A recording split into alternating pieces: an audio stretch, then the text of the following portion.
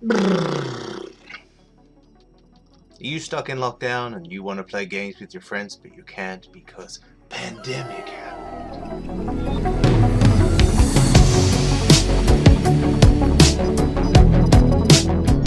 Hi everyone, Chris here.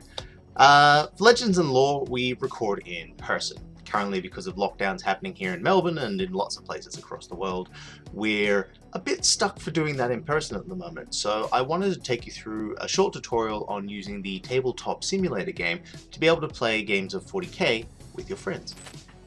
Okay, the first thing you're going to need is a copy of Tabletop Simulator. It's available on Steam. It's about $30. Honestly, it's not that much. You go to a tournament, it costs you $30. You buy a box of dudes, it costs you $60. Bucks being the Australian term for dollars if we've got any international listeners. But you just need Tabletop Simulator. It's all pretty simple. Get that downloaded and we'll see what it looks like. Okay, so Tabletop Simulator. Funky music, it will get stuck in your head. Generally, the game can be a little bit resource intensive because it's not efficient in the way it does stuff. But what I'll take you through is just how to create a game between you and some friends. Normally you'd click multiplayer, you choose something in here, so Monday Night War. Choose invite, you can invite friends directly, it's generally the easiest way to do it, and max players too. Create server. We're going to ignore this, I'll take you through a workshop and actually getting the system stuff later, but as far as the game goes, you have a left mouse button, which clicks and drags and picks up things. You have a right mouse button, which rotates you around the world, and a middle mouse button, which pans you around the world. You'll also need to scroll your mouse wheel in and out to be able to zoom in and out. And generally you'll be looking around with right mouse, right mouse, middle mouse, and then you'll be selecting objects. It is a physics engine, so if we take an object, if we get a component, we get, say, a chess piece or a player pawn or something, you can just drag and drop these onto the table. It is a physics engine, so you can fling things around on and off the table and all sorts of things.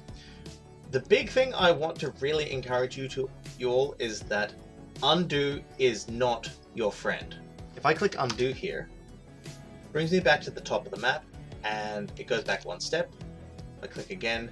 Now it's kind of not grabbed the pieces and put them back on the table, it's just gotten rid of everything. So the undo states are a bit inaccurate, and also what it will do is reload everything that you've put in there, which can sometimes cause the physics engine to glitch out and the table will just, go everywhere.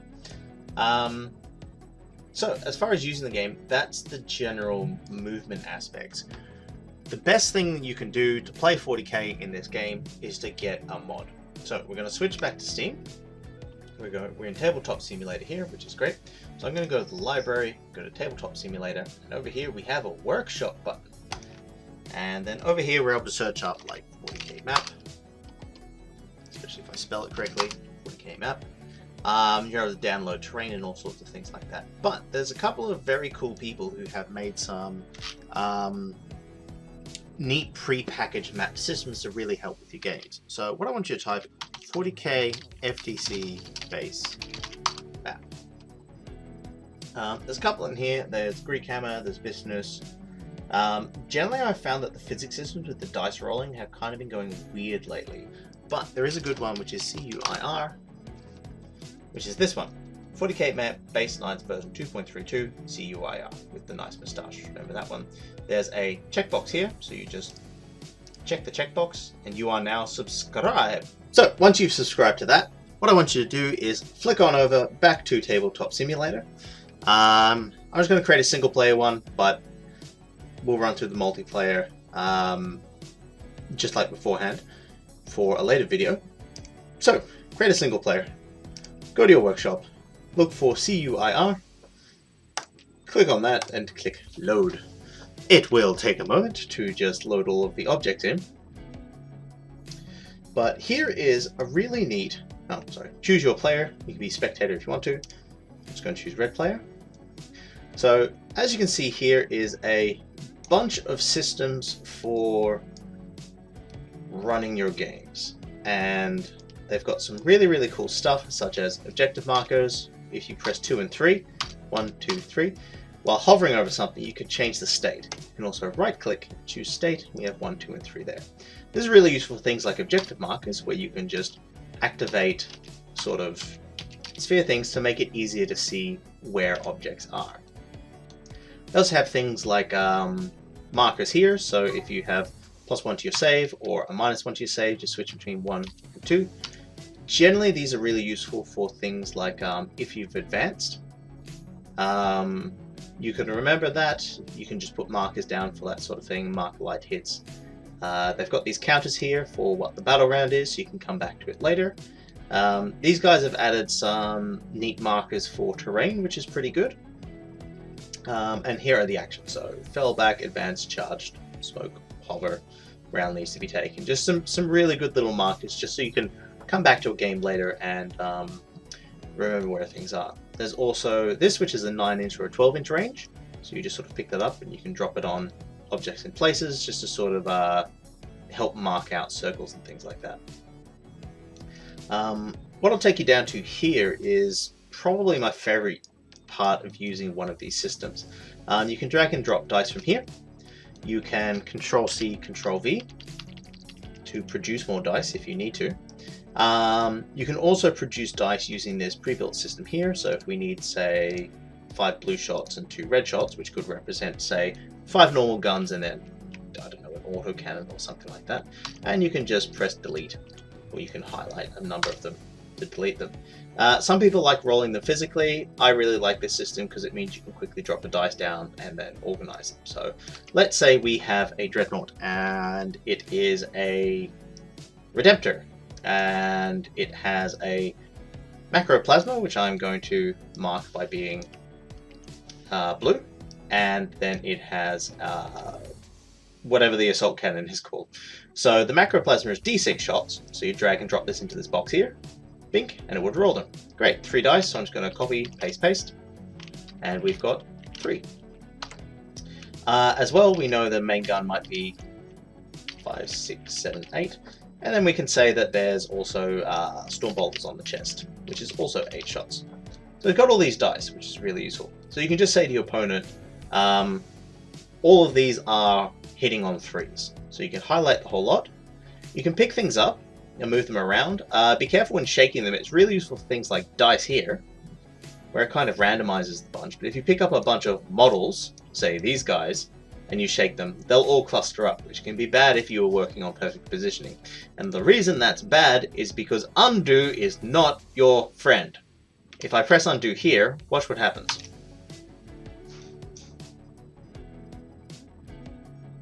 Okay, it's brought us back to the base system.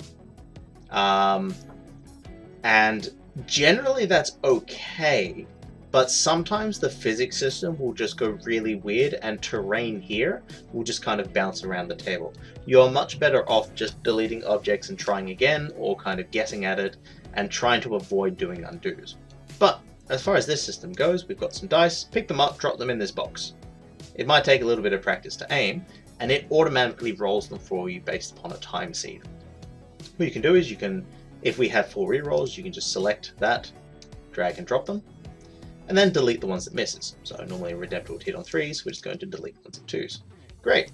So we're going to wounding here, so we can just say to our opponent, hey, the blue ones are the Macroplasma, they're wounding on 2s.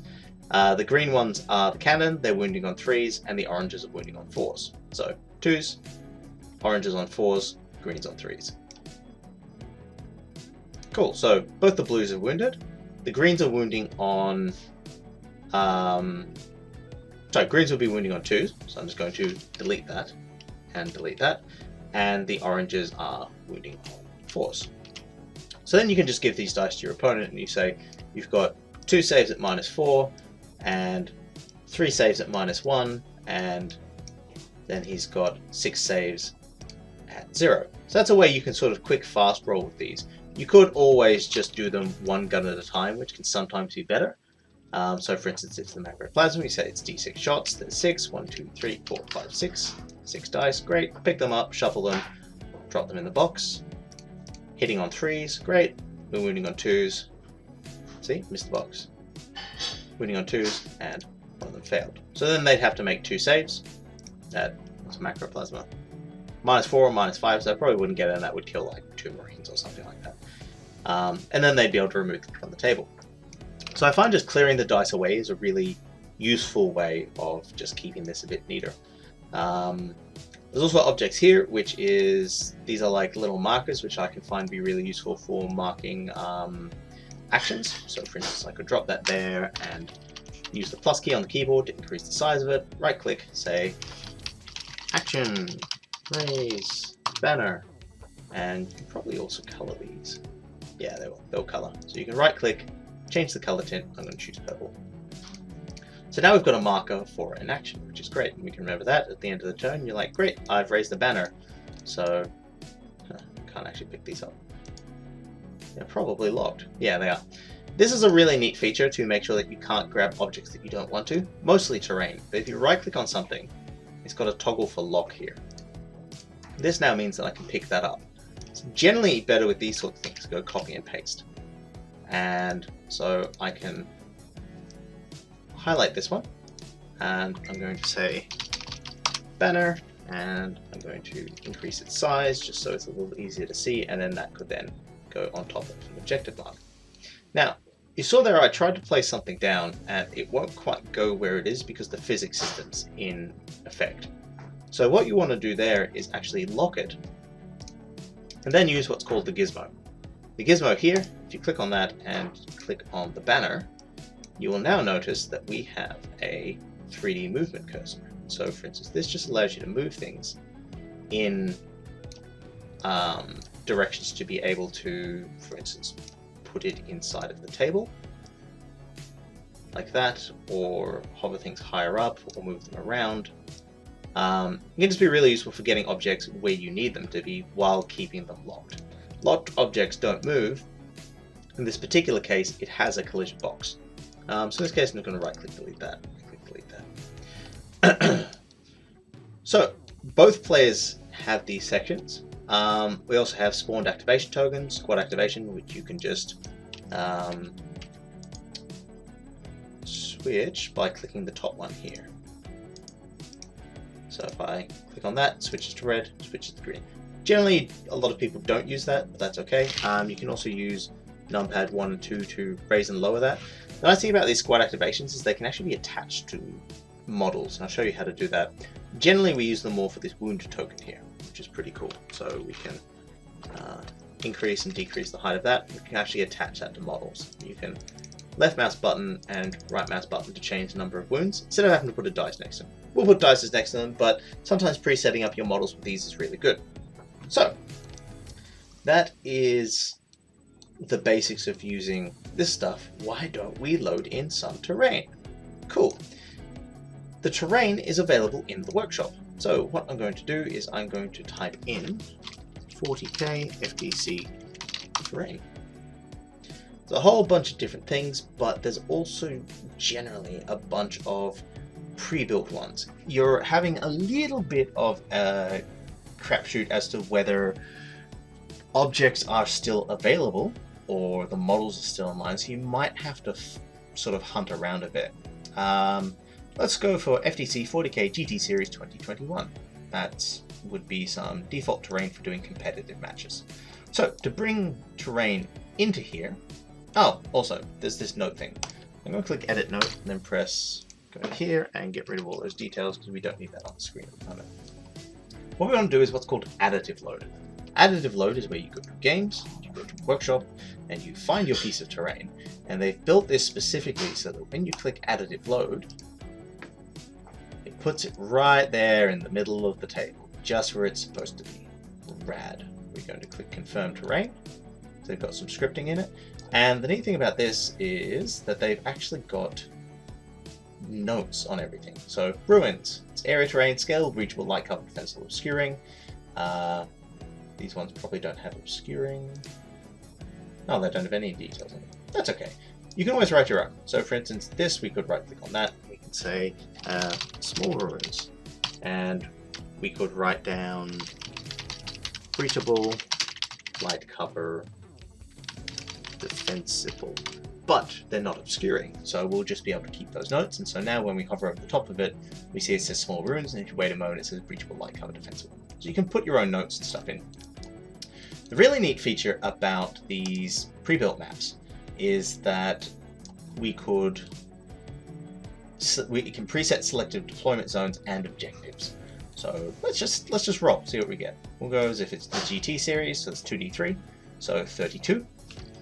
And so I'm going to go through here, and that's Eternal War. I'm going to go to the GT 2021. Sorry, I don't need a GT 2020.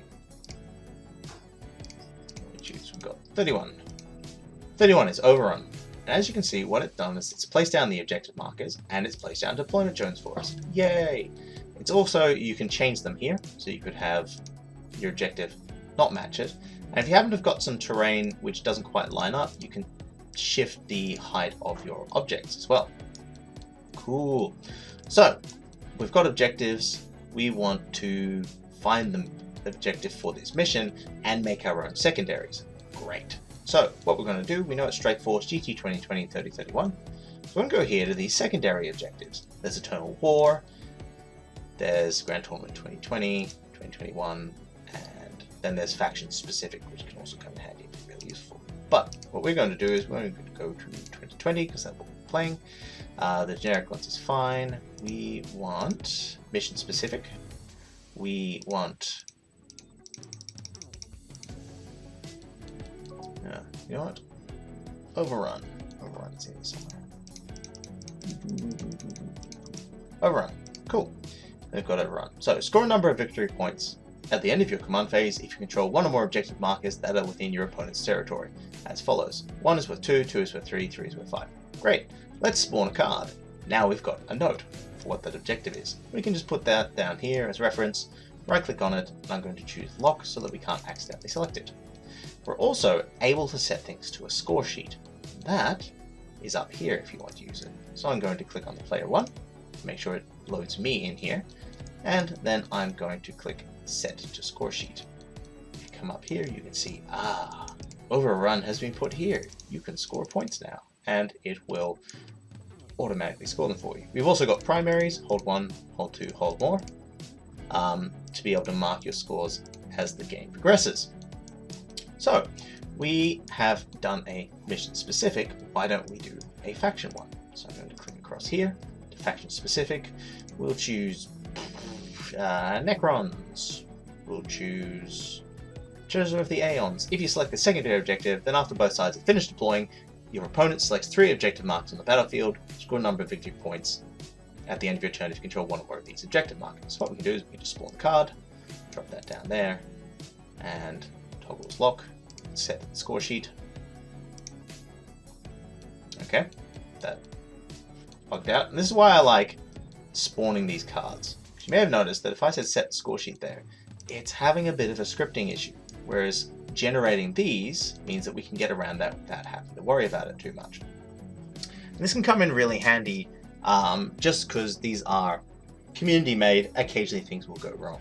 Now we would like to mark down which markers are actually the ones between you and your opponent, and this is where being able to change the color is really good. So your opponent might choose this one, and oops, I have picked up that bit of terrain, and this something like that happening is where it's good to do an undo. See it now dropped through the table. I'm going to choose undo to see if it puts the terrain back where it was. Even though it does that redo, undo is not your friend, but sometimes it is. Okay, so I'm going to press 2 on that and 2 on that. So we would know, and you can agree with your opponent, that these ones would be for this special objective. Then we've got Eternal War, sure, let's say Assassinate. So those are our 3 secondaries. There's a couple of ways you could score points depending upon what your preference is. Up here in Objects, we have Components, and we have a number of preset ones. I like using the Go pieces and dropping these down, with the black ones being when you didn't score something and the whites when you are, because sometimes there's multiple ways to score stuff. So for instance, assassinate is a character, so you can put one down for each character that you assassinated, or if you happened to get, say, let's raise banners. It's one card for raise banners. So you could, for instance, in the first round, if you didn't score any raise banners, put that there, and then be like, okay, these are each worth 1 VP. And you can get 2 of that, and if you happen to score 5, you could maybe get a bigger one. Just be like, this is worth 5 VP. So you could even score your primaries here on the side of the table as well. So, oh no, I didn't get any primaries for the first round, and then 2 for that one, 3, 3. And so you'd be able to 5, 10, 15, 5, 10, 15, 10, and 5. So that's 45 total, and so that would still be a max score. The other way you can do it is by creating little digital counters that you may have seen over here. We have these counters. So if we go into the component section, and down here we have tools, a couple of useful things. One, note cards. Note cards are good. You can write down spells, special abilities, all those sorts of things. You can shrink it by using the minus key on your keyboard. And you could mark down things like the have most things survive. What's that one called? No mercy, no respite. Attrition. While we stand, we fight. So if you had while we stand, we fight, which is choose a couple of squads, you can right click on that and go, while we stand, we fight. Then you could say, hey, it's a tank, it's commander, and big squad of dudes. So you would know, as a reminder, just what the 3 things are in there for while we stand, we fight. You could also drop down a note card and be like, oh, by the way, when you pick up middle mouse button scroll wheel to rotate stuff, right click and you could say a spell. So this one might be Shadow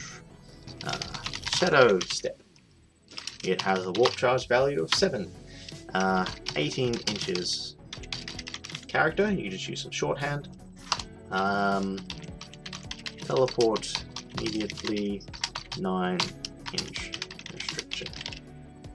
So that basically is a Raven Guard spell called Shadow Step, 7, warp charge value 7. They can pick up any character and you teleport them immediately. They can't be within 9 inches of an enemy either. So that one doesn't need too many details, but you could write a lot more in there if you wanted to. As far as scoring goes, you can just drop a counter down. So here's these counters. And I should really be on the other side of the table because these keep coming in upside down. So what I'm going to do is put that there, hold down minus to shrink it down, just pop it in the corner, and then go, first I'm going to copy it, Control C, right click, toggles, and lock. So now that can't be picked up and moved, but we can still interact with the counter elements. Or for instance, if we want to write in there, we could just write in 15 and clear it back to 0. So I'm going to put another one here, and another one here, and then make a big one. And I'm going to call this primary. And we'll give it a color tint. Let's tint it goldish, kind of yellow. And then this one and this one. Holding that control lets you select multiple things.